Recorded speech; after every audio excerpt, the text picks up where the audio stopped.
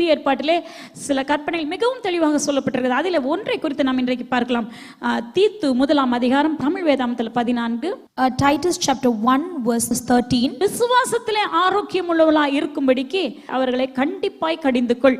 Wherefore rebuke them sharply that they may be sound in the faith. ஆண்டவர் சொல்கிறார், யாருக்கு இந்த வசனம் எழுதப்பட்டிருக்கிறது என்றால், இது தேவனை அறியாத அவிசுவாசிகளுக்கு அல்ல, இயேசு கிறிஸ்துவை சொந்த இரட்சகராக ஏற்றுக்கொண்டு சபையிலே இருக்கிறதான விசுவாசிகளுக்கு குறிப்பாய் சொல்லப்பட்டதான கட்டளையாகும். This verse is not written for the unbelievers, but it's written for those who have accepted Jesus Christ as their personal savior, for those who are a part of a church, who is a church believer. To them this commandment has been given clearly. சொல்லுவோமா, இது எனக்கு கொடுக்கப்பட்ட கட்டளை. You can repeat that this commandment has been given for me. இது எனக்கு கொடுக்கப்பட்ட கட்டளை. This commandment is given for me. ஆண்டவர் என்ன சொல்கிறார் என்றால், ஆரோக்கியமான விசுவாசத்தை நாம் உடையவர்களாக, விசுவாசத்தில் நாம் ஆரோக்கியமாக இருக்க வேண்டும். God tells us that we need to be sound in the faith. வேதத்தில் நம்ம பார்க்கும் பொழுது ஆண்டவருடைய செயல்களை நம்ம பார்த்தால், ஆண்டவர் யார் யாரையெல்லாம் அவருடைய பிள்ளைகளாக தெரிந்து கொண்டு அழைத்து ஆசீர்வதிக்கிறாரோ அதில் அவர்களுக்கு ஆண்டவர் ஒரு பரீட்சையை, அது ஒரு டெஸ்ட் வைக்கிறார் ஆண்டவர். In the Bible, when we see various incidents, we can understand that God, whomsoever He has chosen and called, He keeps some sort of tests for them before they actually receive their blessings. ஆபிரகாமை நாம் பார்க்கும் பொழுது, தேவன் ஆபிரகாமை அவருடைய தகப்பன் வீட்டிலிருந்து புறப்பட்டு வெளியே வரும்படியாக ஆண்டவர் சொன்னார். அதே போல ஆபிரகாம் கீழ்ப்படிந்து அந்த தன்னுடைய தேசத்தையும் தன் தகப்பனுடைய வீட்டையும் விட்டு வெளியே அவர் புறப்பட்டு வெளியில வந்தார். For example, we can take the life of Abraham. When we see the life of Abraham, God calls Abraham to leave his country and come out, and accordingly he does so. He leaves his family, his country, and then comes and dwells in a different land. ஆண்டவர் ஆபிரகாமுக்கு கொடுத்ததான வார்த்தையே, உன்னை நான் பெருக பண்ணுவேன், உனக்குள்ளாக சகல ஜனங்களும் ஆசீர்வதிக்கப்படுவார்கள், இப்படியாக ஆண்டவர் வாக்குத்தத்தங்களை கொடுத்திருந்தார். But and we all know that to Abraham God had given the blessing that he will be blessed above all people, and that in him and through him all children and all people will be blessed. ஆனா ஆபிரகாமுக்கு ஒரு குழந்தை கூட, ஒரு பிள்ளை கூட இல்லாமல் இருந்தது. But at that time Abraham did not have even one child of his own. ஆபிரகாமுடைய சூழ்நிலையை நீங்க தனிப்பட்ட நிலைமையில நீங்க பார்க்கும்போது, ஆபிரகாம் சோர்ந்து போவதற்கான எல்லா விதமான காரணங்களும் இருந்தது. And when you see the life of Abraham, just the life of Abraham, if you consider his life, you would understand that he had all the reasons for him to lose heart and be depressed. ஏன்னா அவருக்கு ஆண்டவர் சொன்னதான வாக்குத்தத்தம் அவர் எதிர்பார்த்ததை போல உடனே அந்த வாக்குத்தத்தமானது அவருடைய வாழ்க்கையில் நிறைவேறவில்லை. Because the promise that God had given him, it did not manifest or take place in his life immediately or right after God had proclaimed the blessing on him. ரோமர் 4 அதிகாரத்திலே நாம் பார்க்கும் 18வது வசனம், உன் சந்ததி இவ்வளவாய் இருக்கும் என்று சொல்லப்பட்டபடி தான் அநேக ஜாதிகளுக்கு தகப்பனாவதை நம்புகிறதற்கு ஏதுவில்லாதிருந்தும் அதை நம்பிக்கையோடு விசுவாசித்தான். Romans chapter 4 verse 18, who against hope believed in hope that he might become the father of many nations, according to that which was spoken, so shall thy seed be. உன்னுடைய சந்ததி இவ்வளவாக இருக்கும் என்று ஆண்டவர் சொல்லிவிட்டார். ஆனா ஆண்டவருடைய வார்த்தையை நம்புவதற்கு எந்த விதமான அடையாளமும் இல்லை. சொல்லுவோமா, எந்த விதமான அடையாளமும் இல்லை.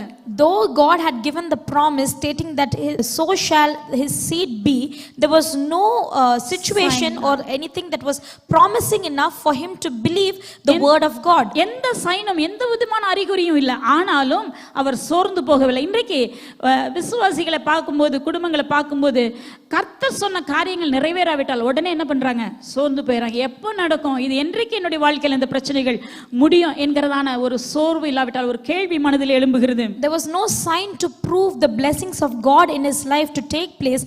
Just similarly, we see in the lives of many believers, many keep wondering, when will all the promises God has given me be fulfilled in my life? When will it happen?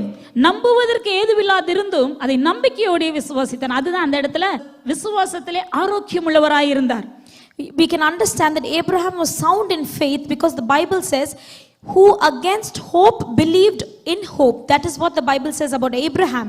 Abraham இந்த சூழ்நிலையிலே, தனக்கு இருந்த சூழ்நிலையிலே அவர் சோர்ந்து போகவில்லை. இல்லாவிட்டால் எனக்கு எப்பொழுது இந்த காரியம் நடக்கும் என்று எண்ணி சோர்ந்து போகவில்லை. அதற்கு பதிலாக அவர் தேவனுடைய வல்லமையை தன்னுடைய வாழ்க்கைக்குள்ளாக அவர் கொண்டு வந்து விட்டார். And when we see the life of Abraham, he did not keep on questioning or wondering when God will do a miracle, but he never lost heart either, but he was always hopeful of the promise where God had said that he is definitely faithful enough to perform his word. விசுவாசத்திலே ஆரோக்கியமாய் இருந்தார். He was sound in faith. Sound in faith. நம்ம எல்லாரும் சொல்லுவோமா, நமக்கு ஆண்டவர் புதிய ஏற்பாட்டில் உள்ள விசுவாசிகளுக்கு நமக்கு என்ன எதிர்பார்க்கிறார்? நாம் விசுவாசத்திலே ஆரோக்கியமுள்ளவர்களாய் இருக்க வேண்டும். We who are the New Testament believers, what does God expect from us? He expects that we need to be sound in the faith. விசுவாசத்திலே ஆரோக்கியமாய் இருக்கிறவர்கள் தான் ஜெயிப்பார்கள். And those who are sound in the faith will definitely overcome, be victorious. நீங்க விசுவாசத்தில் ஆரோக்கியமாக நீங்க இருந்தீங்கன்னா தான் வாக்குத்தத்தமான ஆசீர்வாதங்களை நீங்கள் சுதந்திரிக்க முடியும். Only if you are sound in faith, only then can you experience the promises of God. இவர்கள் சொன்னதான காரியம், நாங்கள் ஆராதிக்கிறதான தேவன் எங்கள் தேவன் எங்களை தப்புவிக்க வல்லவராய் இருக்கிறார். The point that we need to note in this verse is they say that the God whom we serve is able to deliver us. அவர் எங்களை அக்கினி சூளைக்கு தப்புவிப்பார். He will deliver us from the burning fiery furnace. அவர் எங்களை உம்முடைய கைகளுக்கு தப்புவிப்பார். He will deliver us from your hand. அதுதான் விசுவாச அறிக்கை. This is the confession of faith. இவர்கள் விசுவாச தேவனை அறிந்திருந்தார்கள். It is because they knew their God. அவர்களுடைய விசுவாசம் உறுதியாக இருந்தது. விசுவாசத்திலே அவர்கள் ஆரோக்கியமாய் இருந்தார்கள். They were strong in their faith. They were sound in their faith. வசனம் சொல்லுகிறது விசுவாசத்திலே அற்ப விசுவாசம் இருக்கிறது, குறைவான விசுவாசம், பெரிய விசுவாசம், பல வகையான விசுவாசத்தை குறித்து இயேசு கிறிஸ்து பேசுகிறார். In the Bible we see that Jesus Christ talks about different types of faith, little faith, great faith, a faith that made Jesus to marvel. Jesus talks about all sorts of faith. இயேசுவையே வியக்க வைத்ததான விசுவாசம், A faith that made Jesus to marvel. நிலைகள் இருக்கிறது. So there are levels in the faith. ஆனா நாம் எப்படியாக இருக்க வேண்டும்? இந்த புதிய ஏற்பாட்டிலே சபையினுடைய விசுவாசிகளாக நாம் எப்படி இருக்க வேண்டும்? So in New Testament believers, we who are the New Testament believers, how are we expected to live? விசுவாசத்திலே நாம் குறைந்து பலவீனமாக நம்ம மாறிவிடக் கூடாது. We should not decrease in the level of faith and become weak. ஏன்னா சாத்தானுடைய நோக்கமே என்ன தெரியுமா? Because do you know the purpose and the aim of Satan? நீங்கள் தேவன் மேல் வைத்திருக்கிற விசுவாசத்திலிருந்து உங்களை கீழே குறைய பண்ணுவது, கீழே இழுப்பது, அதுதான் அதுக்காக அவன் முயற்சி செய்து கொண்டிருக்கிறான். To bring you down or to pull you down from the level that God has kept you in, from the level of faith God has put you in. That is what Satan is working for. உங்க வாழ்க்கையில் ஒரு பிரச்சனை வருகிறது என்றால் உடனே நீங்க புரிந்து கொள்ளுங்க, அந்த பிரச்சனையின் மூலமாக நீங்க grow ஆகணுமே அல்லாம அந்த பிரச்சனையின் வழியாக நீங்க என்ன பண்ணக்கூடாது? சோர்ந்து போய் விடக்கூடாது. When you face a problem in your life, you should think about growing through it but not losing heart. அதன் மூலமாக நம்ம சோர்ந்து போய் விடுவதற்கு ஆண்டவர் எல்லா உங்களுடைய சூழ்நிலைகளிலும் தேவன் உங்களோடு கூட இருக்கிறார். Because you should not start to worry, because through all your situations God will be with you. ஏன்னா அவர்கள் சொன்னதான காரியம், இந்த மூன்று வாலிபர்கள் அவர்கள் என்ன பண்ணார்கள்? தேவனுடைய வல்லமையை அவர்கள் கொண்டு வந்தார்கள். In these three men, all these three young men, they brought in God's power into their situation. They invited God into the situation. They invited God into their situation. கர்த்தரை தங்களுடைய சூழ்நிலைகளுக்குள்ள கொண்டு வந்துட்டாங்க. They invited God into their situation. தேவனை நம்முடைய சூழ்நிலைக்குள்ள கொண்டு வரணும்னா ஆண்டவர் மேல நம்ம வைத்திருக்கிற விசுவாசத்தினால் மாத்திரம் தான் முடியும். And if you want to bring God into a situation, you can do that only through the faith that you have on God. இப்படிப்பட்டதான நபர்களை கண்டு சத்ருவானவன் பிசாசானவன் நடுங்குகிறான், பயப்படுகிறான். And when Satan sees these kind of people, Satan is scared. He is afraid of these people.